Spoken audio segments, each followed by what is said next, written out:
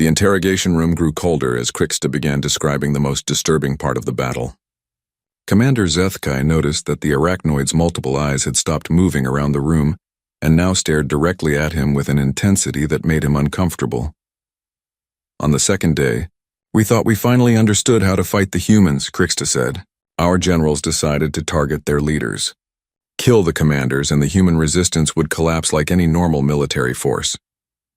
We had identified several key human officers through intercepted communications, and Sergeant Ben Foster seemed to be coordinating attacks in the northern sector. The coalition strategy was logical and had worked on every other species they had conquered. Remove the command structure and ordinary soldiers would surrender or flee in panic. Most species relied on strict hierarchies where orders flowed down from generals to colonels to captains and finally to regular troops. Cut off the head and the body would die. Sergeant Foster was leading a squad of 12 humans in attacks against our supply convoys," Krixta continued. "Our snipers managed to wound him seriously with a plasma rifle shot to the chest. We expected his squad to retreat and call for medical support. Instead, something incredible happened. What the coalition forces witnessed next challenged everything they knew about military psychology and combat behavior. Instead of falling apart when their leader was injured, Sergeant Foster's squad became more dangerous than before. Their attack patterns became more aggressive, their tactics more creative, and their effectiveness doubled in a matter of minutes. The human female soldier who took over Foster's position was named Corporal Janet Mills," Krixta said. "She had been quiet and followed orders without question when Foster was healthy. But the moment he was wounded, she transformed into something terrifying. She began giving orders with absolute confidence, and the other humans obeyed her immediately. The wounded Sergeant Foster had crawled to cover behind a destroyed coalition vehicle, bleeding badly but still conscious. Instead of weakening his squad, his injury seemed to trigger some kind of protective instinct in the other humans that made them fight with desperate fury.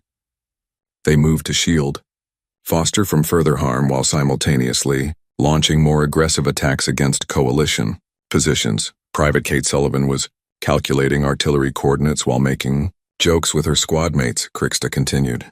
"She was under heavy plasma fire from 3 different directions, but she acted like she was having a normal conversation with friends. Her calculations destroyed 2 of our heavy weapons positions and saved Foster's life, and she did it all while laughing at something another human had said on the radio." Commander Zethkai struggled to understand this behavior. In every other species, soldiers under extreme stress became focused and serious. Fear and adrenaline made them quiet and careful, but humans seemed to become more social and more cooperative when they were in the most danger. "We intercepted their communications throughout the battle," Krixta said. "We expected to hear panic, fear, or desperation. Instead, we heard humans encouraging each other, sharing information and making plans together. Even when they were dying, they used their last words to help their teammates. The coalition's psychological warfare specialists had prepared for human fear, anger, and despair. They had weapons designed to cause panic and confusion in enemy forces, but nothing in their arsenal was designed to counter an enemy that became stronger and more unified when faced with impossible odds. Lieutenant Colonel Ryan Brooks was killed by one of our orbital strikes on the 3rd day," Krixta continued. "He was the highest-ranking human military officer in the settlement, and our intelligence said his death would cripple human resistance. We were wrong again. When Lieutenant Colonel Brooks died, the human forces did not collapse into chaos as expected. Instead, they seamlessly reorganized themselves without any apparent confusion or delay. Captain Rodriguez automatically took command of Brooks's units while maintaining control of her own forces. Other human officers adjusted their responsibilities to fill gaps in the command structure. It was like watching a living organism heal itself," Krixta said quietly. "When we damaged one part, the other parts immediately adapted to compensate. There was no power struggle, no confusion about who was in charge, no breakdown in communication. The humans just continued fighting as if nothing had happened. The most disturbing discovery came when coalition intelligence analyzed the human reorganization. There had been no formal succession planning or written orders about command changes. The humans simply knew instinctively who should take over which responsibilities when their leaders were killed or wounded. We realized that every human soldier could think and lead when necessary," Krixta continued. In our military forces, ordinary soldiers follow orders and wait for commanders to make decisions. Human soldiers make their own decisions constantly and only need officers to coordinate large-scale operations. This decentralized command structure made the humans almost impossible to defeat through traditional military tactics. Destroying command posts had no effect because every human unit could operate independently. Cutting communication lines was useless because human soldiers anticipated what their teammates would do without needing to talk to them. The most frightening example happened in the industrial sector, Kriksta said. A group of human teenagers, some of them only 16 or 17 years old, found themselves cut off from adult supervision when coalition forces overran their area. Instead of hiding or trying to escape, they organized their own military unit. Maya Patel, who was barely 18 years old, took command of 23 teenage humans and began conducting military operations against coalition forces. These young humans had no formal military training, but they fought with the same tactical skill and fearless aggression as veteran soldiers. Patel's group built weapons from industrial equipment, set up communication networks using civilian radios, and established supply lines to support their operations. Kriksta continued. They were more effective than some of our professional military units, and they were just children who had learned everything from watching the adult humans fight. Commander Zethkai felt a chill run through his entire body. Children were fighting your trained soldiers? Not just fighting, Kriksta replied. Winning. Patel's teenagers destroyed 6 coalition vehicles, captured an entire Zenthrax communication post, and rescued 12 adult human prisoners from our detention facility. They did all of this in less than 8 hours, and they never lost a single member of their group. The implications were staggering. If human children could match professional coalition soldiers, what were adult humans capable of? The teenagers had shown the same tactical innovation, fearless aggression, and pack cooperation that made adult humans so dangerous. We began to understand that we were not fighting a military force, Kriksta said. We were fighting an entire species that was designed for warfare. Every human, from the youngest child to the oldest adult, seemed to have an instinctive understanding of tactics, weapons, and combat. The coalition forces had encountered many warrior species during their expansion across the galaxy. The Cathari lived for honor in battle, the Vorthak were naturally aggressive, and the Zenthrax could coordinate attacks with perfect precision. But no species had ever shown the combination of individual creativity, group cooperation, and tactical genius that humans displayed. On the 4th day, we intercepted a conversation between 2 human children who were playing some kind of game, Kriksta said. When our translators analyzed their words, we discovered that their game was actually advanced military strategy training. These children were practicing complex battle scenarios that would challenge our best military academies. Commander Zethkai leaned forward in his chair. What kind of game? They called it Capture the Flag, Kriksta replied. 2 teams of human children would try to steal an object from the other team's base while protecting their own object. It sounded simple, but when we observed them playing, we saw that they were using real military tactics like flanking maneuvers, diversionary attacks, intelligence gathering, and coordinated assaults. The children had been unconsciously training for warfare their entire lives through games and sports that taught them military skills. Team sports taught them coordination and cooperation. Strategy games taught them planning and tactics. Even their entertainment prepared them to be more effective soldiers. We finally understood why humans smiled when they saw our invasion fleet, Kriksta said quietly. They were not afraid because they had been preparing for war since birth. Fighting us was not a terrifying crisis for them. It was what they had been designed to do. The interrogation room had become completely silent, except for the sound of Kriksta's breathing. Commander Zethkai sat frozen in his chair as the full implications of the arachnoid's testimony became clear. The Battle of New Denver was not just a military defeat. It was the moment when the galaxy learned that humanity was not a primitive species to be conquered, but a nightmare that had been sleeping among the stars. General Korthvar ordered an immediate retreat after Colonel Mitchell's demonstration, Kriksta said quietly. But even our withdrawal became a lesson in human tactical superiority. They allowed us to leave, but they made sure we understood that our escape was happening because they permitted it, not because we had earned it.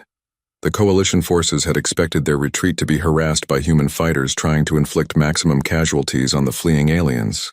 Instead, the humans provided safe corridors for coalition withdrawal and even offered medical assistance to wounded enemy soldiers.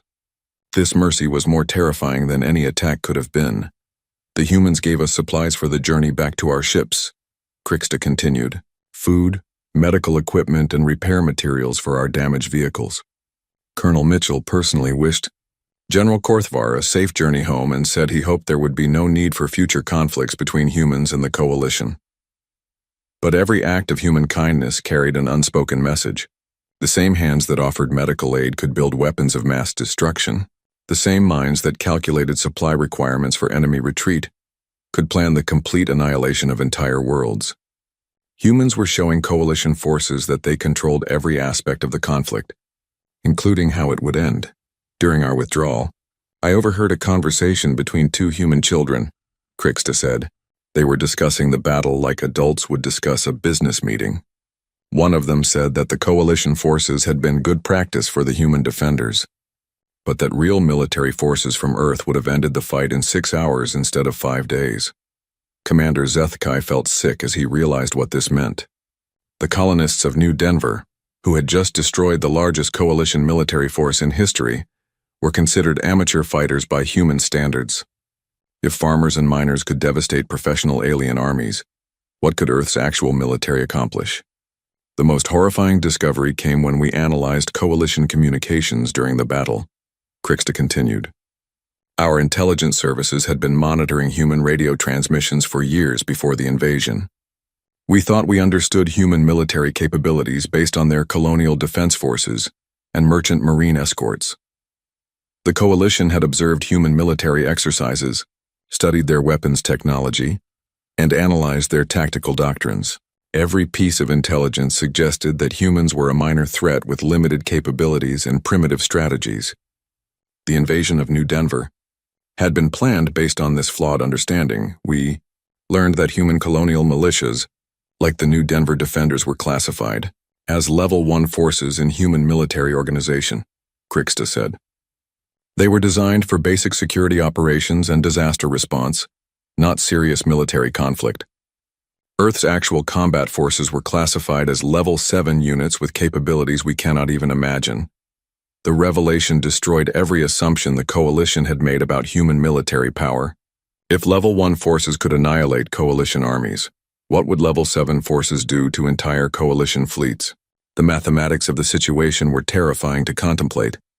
Major Trevor Hayes, who commanded the New Denver security forces, mentioned casually during the retreat that Earth's professional military was somewhat more experienced than colonial defenders, Krixta continued. He said this like he was comparing amateur musicians to professionals, not describing the difference between devastating defeats and complete extinction. Commander Zethkai tried to process the scope of human military power. The coalition controlled hundreds of worlds and commanded millions of soldiers equipped with the galaxy's most advanced weapons. But if humans considered the New Denver Defenders to be barely competent amateurs, then coalition forces might be nothing more than target practice for real human armies. The final message we received from New Denver came 3 days after our retreat, Krixta said.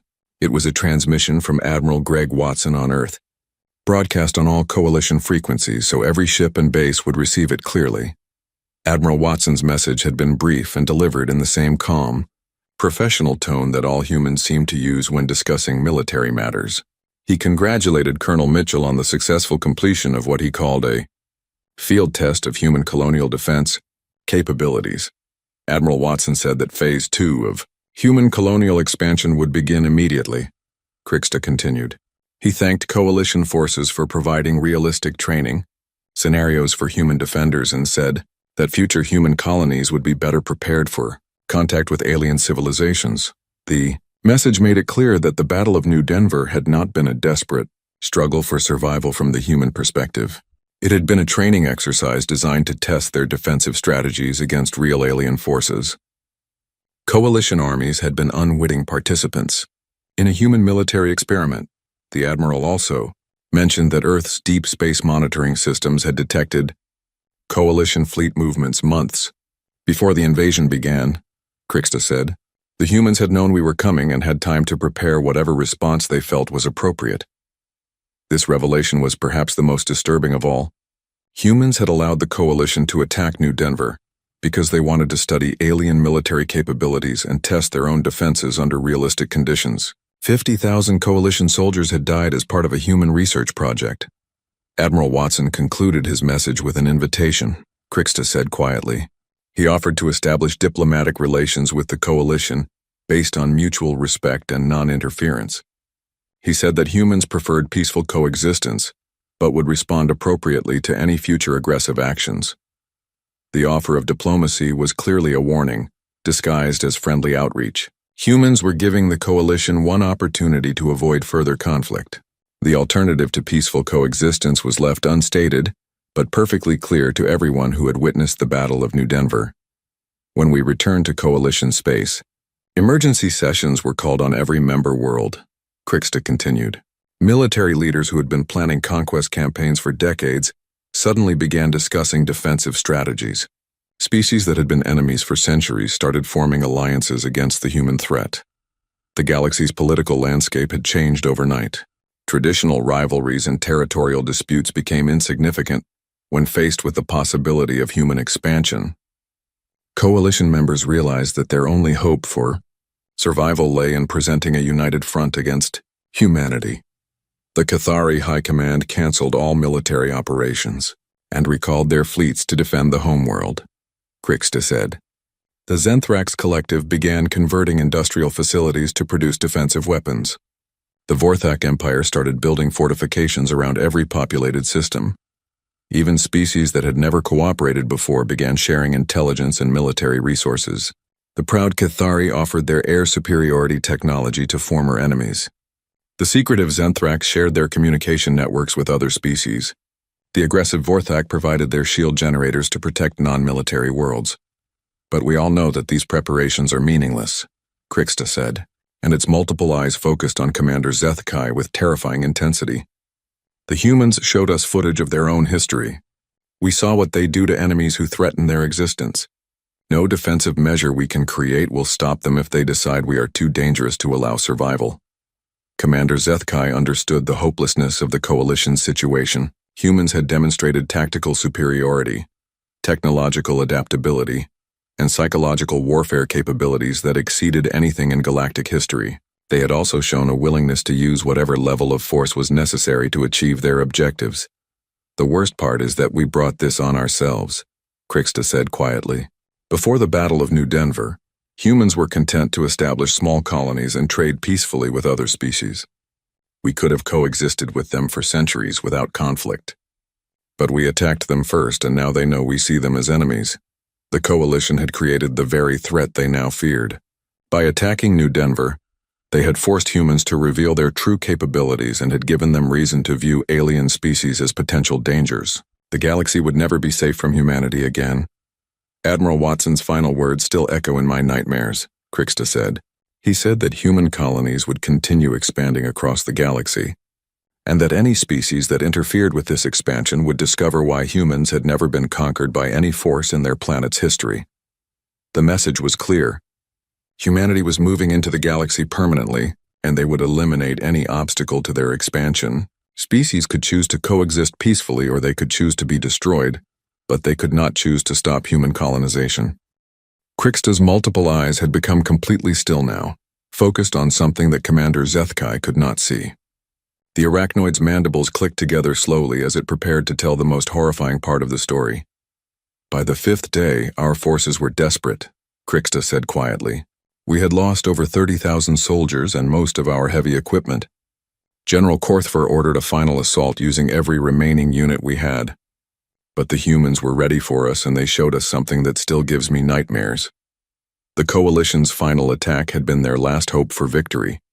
They concentrated all remaining forces into one massive assault aimed at the center of New Denver, hoping to overwhelm the human defenders through sheer numbers.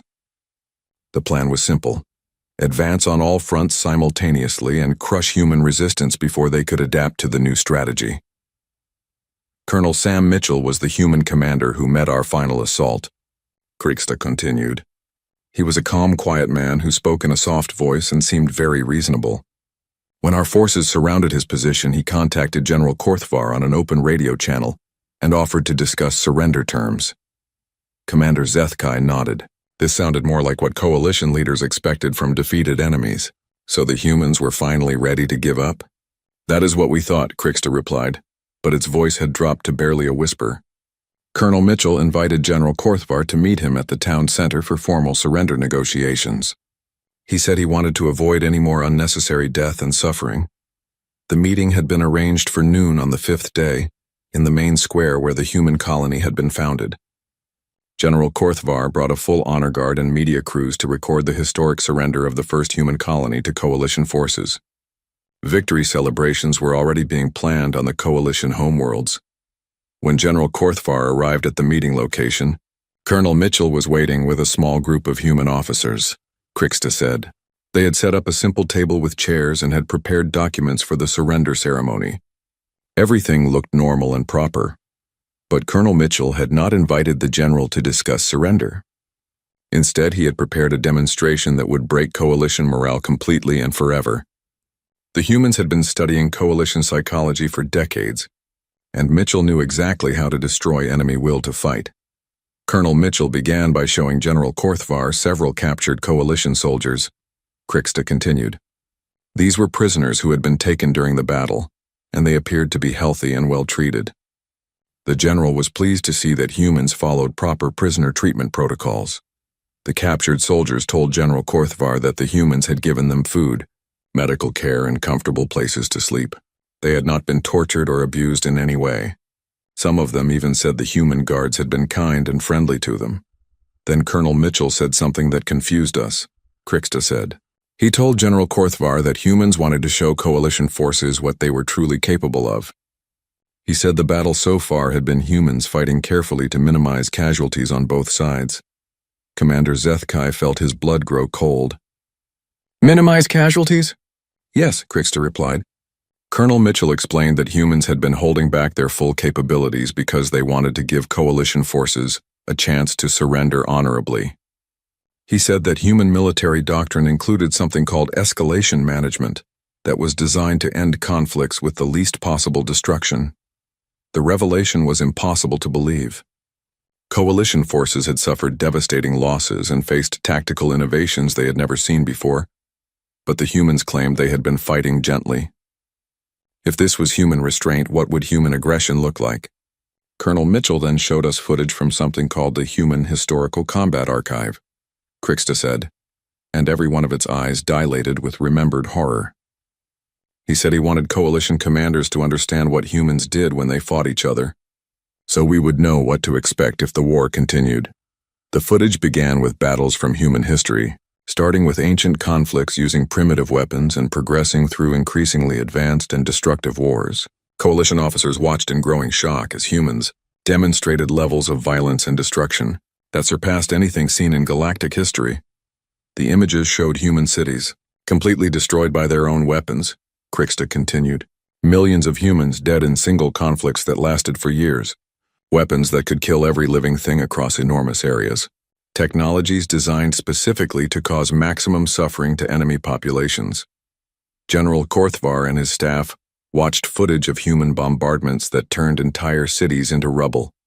Chemical weapons that killed indiscriminately, and battles where millions of humans died for control of small pieces of land. The coalition had never seen warfare conducted with such systematic brutality and technological efficiency. But the most terrifying part was not the weapons or the destruction, Krixta said quietly. It was the human faces in the footage. They looked exactly like Colonel Mitchell and the other humans in New Denver.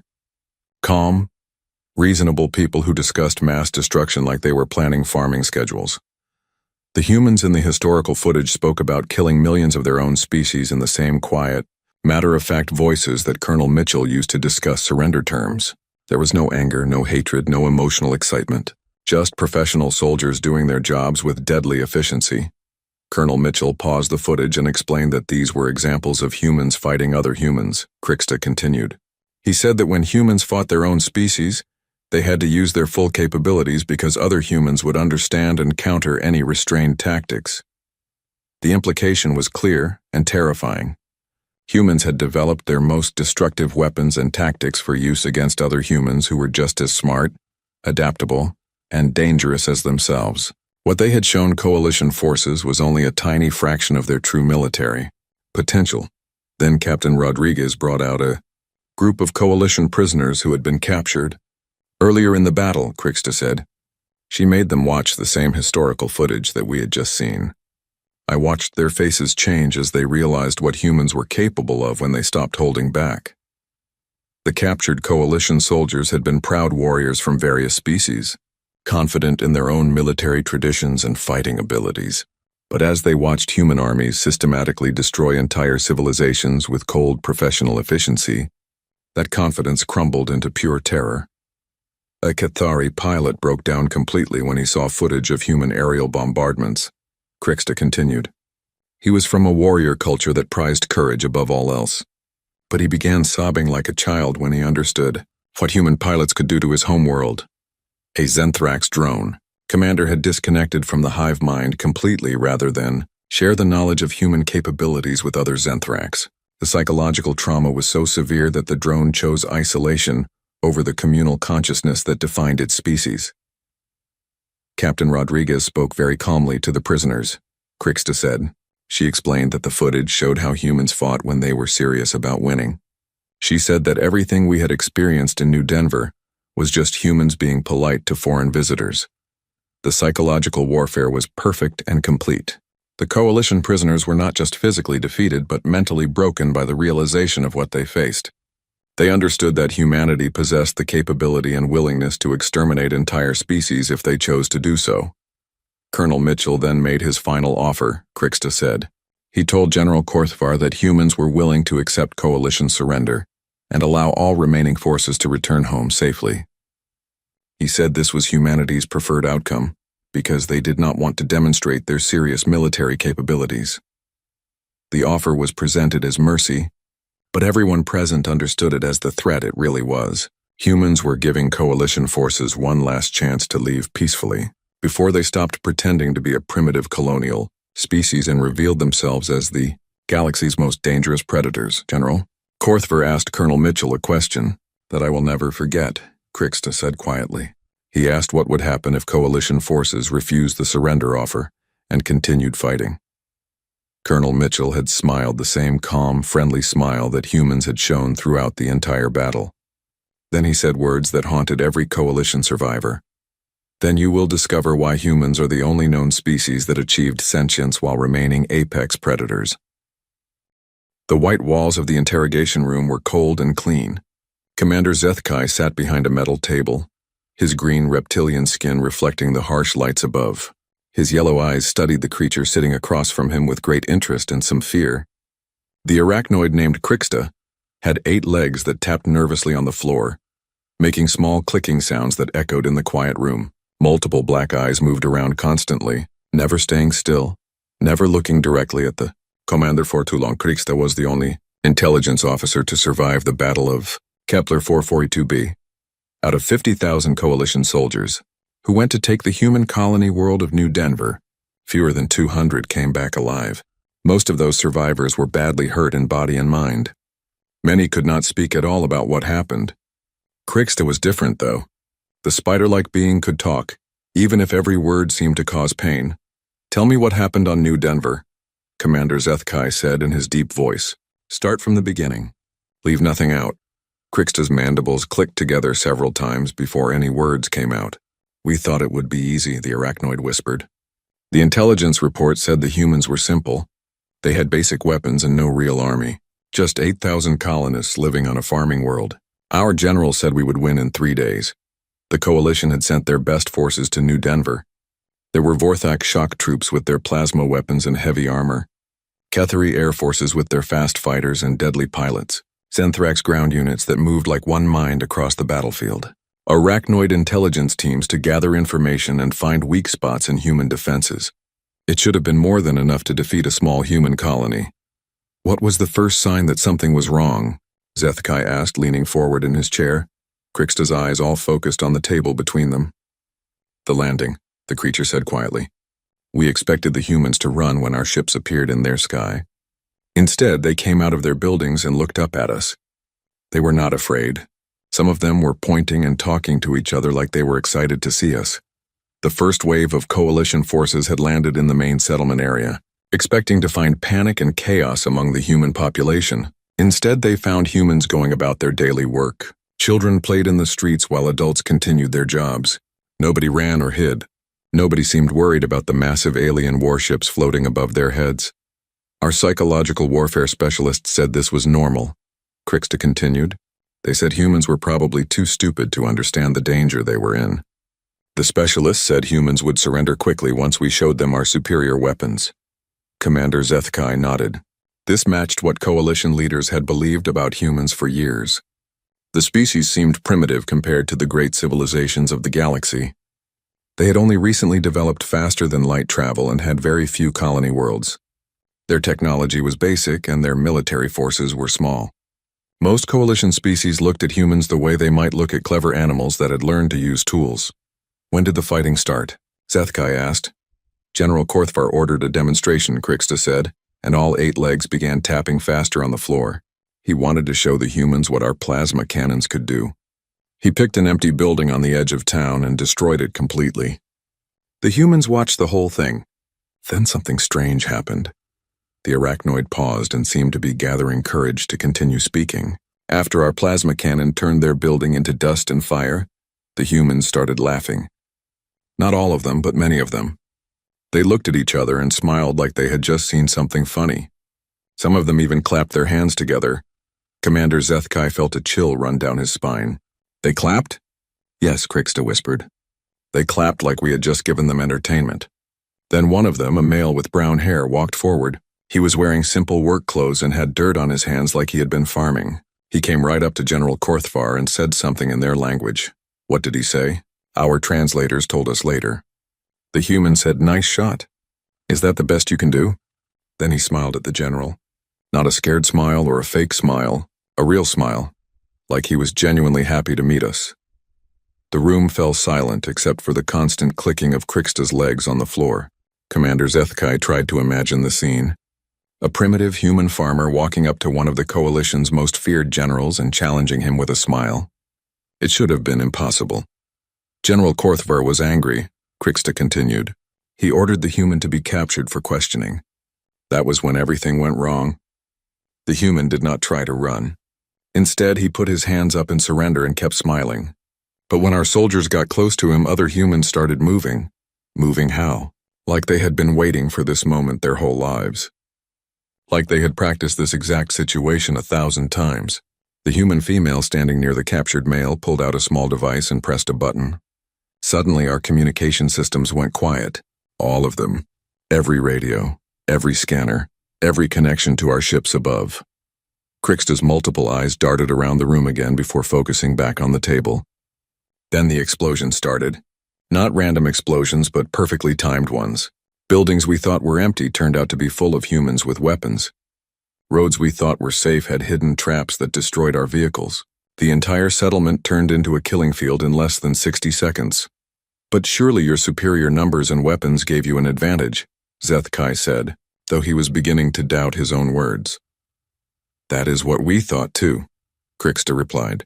But the humans fought like nothing we had ever seen before. When Lieutenant Jake Morrison got shot in the shoulder by one of our plasma rifles, he just looked at the wound and laughed. Then he picked up the weapon of a dead Cathari soldier and started using it against us. He was bleeding and should have been in terrible pain, but he moved like the injury made him stronger instead of weaker. The arachnoid's voice dropped to barely a whisper. Captain Lisa Rodriguez was even worse. She lost 3 fingers to shrapnel from one of our grenades. She looked at her damaged hand, wrapped it in a piece of cloth, and then started throwing our own grenades back at us. She threw them with her injured hand like the pain meant nothing to her. Commander Zethkai felt his blood running cold as he listened to these impossible stories. No species in the galaxy fought through injuries like that. Pain was nature's way of telling a creature to stop fighting and find safety. Only humans seemed to ignore this basic survival instinct. The worst part, Krixta said, was that they never stopped smiling. Commander Zethkai watched Krixta carefully as the arachnoid continued the terrible story. The spider-like being had stopped clicking its legs on the floor, but now its multiple eyes moved even faster, as if seeing the battle happen again in its memory. After the first attack failed, General Korthvar was furious, Krixta said quietly. He ordered a full assault on the human settlement. We had tanks, aircraft, and 3 full battalions of soldiers. The humans had maybe 800 fighters and simple weapons. It should have been a slaughter. The coalition forces had regrouped quickly after the initial surprise. Their military doctrine was simple and had worked on dozens of worlds before.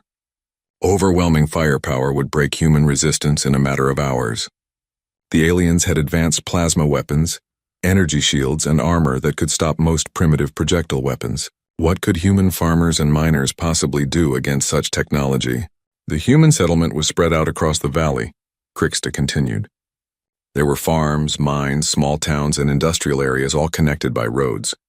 Our tactical computer said it would take 6 hours to secure the entire area if the humans fought back. General Korthvar expected it to take 3 hours at most. But as the coalition forces advanced, they began to notice things that did not make sense. The human buildings were not arranged randomly like most colonial settlements. Every structure seemed to be placed with careful thought. Roads curved in strange ways that made no sense for normal traffic. Open areas between buildings were exactly the right size for military vehicles, but had strange obstacles that would slow down an attacking force. Mayor Alex Carter came on the radio after we started our assault, Krixta said.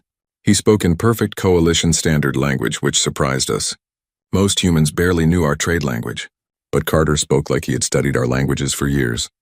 He told General Korthvar that New Denver surrendered and asked for a meeting to discuss terms. Commander Zethkai nodded.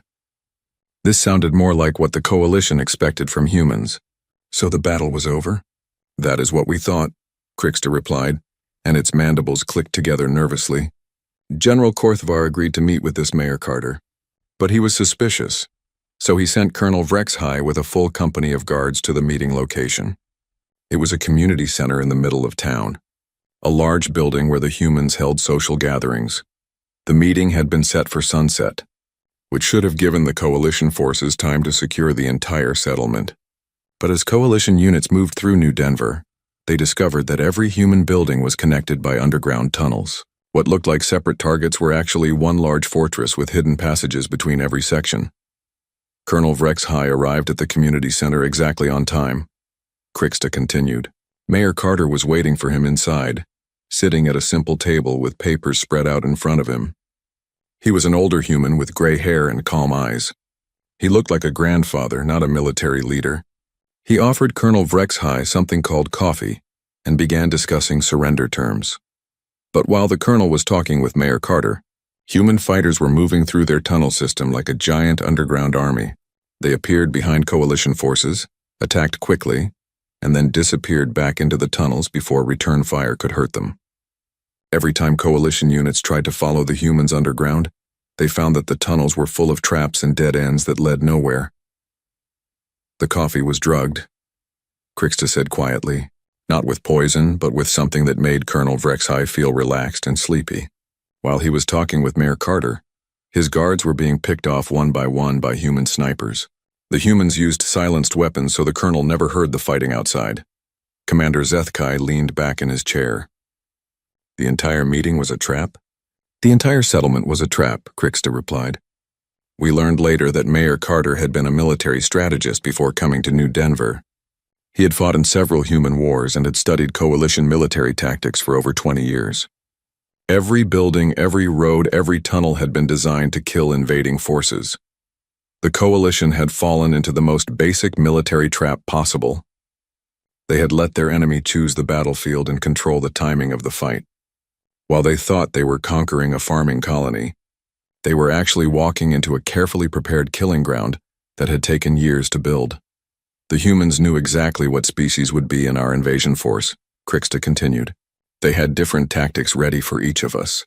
Against the Cathari pilots, they used electronic warfare that confused their navigation systems and made them crash into each other.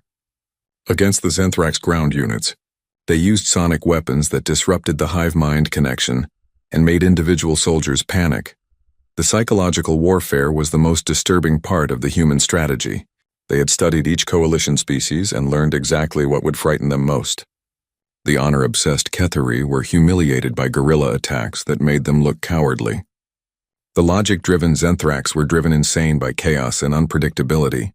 The pride-focused Vorthak were enraged by human taunts and insults that made them make stupid tactical decisions.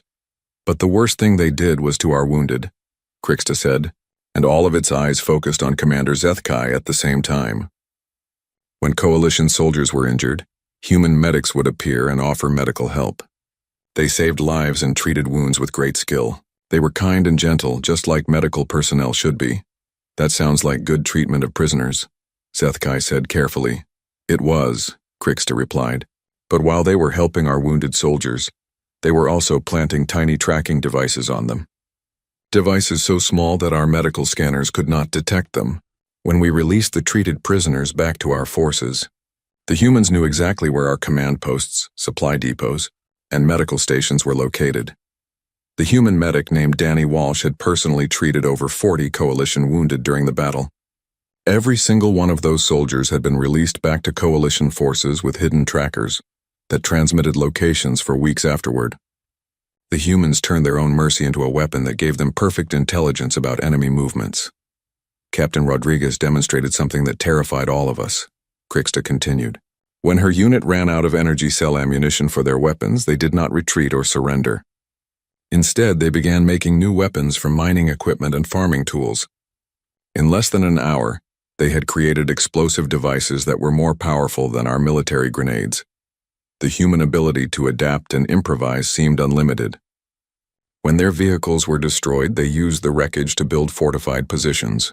When their communications were jammed, they developed hand signal systems that worked perfectly in combat. When their original battle plan failed, they created new plans in minutes that worked even better than the first one. Every time we thought we had gained an advantage, the humans found a way to turn it against us, Krixta said. When we captured one of their weapon storage areas, we discovered that they had left the weapons behind on purpose. The storage area was actually a trap, filled with explosives that killed an entire company of our best soldiers. The most frightening discovery came when coalition intelligence officers examined captured human equipment. Everything the humans used was designed to be repaired, modified, or turned into something else. Their tools could become weapons, their vehicles could be converted into mobile fortresses, and their civilian buildings could be transformed into military strongholds in a matter of hours. Near the end of the first day, I was hiding in a damaged coalition transport, Krixta said. I watched a human engineer named Maya Patel teach a group of teenage humans how to build rocket launchers from water pipes and agricultural chemicals. These were children, some of them barely old enough to be considered adults by human standards, but they learned to make military weapons like they had been doing it their whole lives. Commander Zethkai felt sick as he listened to this story. The idea of children building weapons was horrifying to most coalition species, but the humans seemed to think it was perfectly normal. The teenagers were laughing while they worked, Krixta added quietly. They treated weapon construction like it was a fun school project. They competed with each other to see who could build the most effective launcher, and they celebrated when their homemade rockets destroyed our armored vehicles.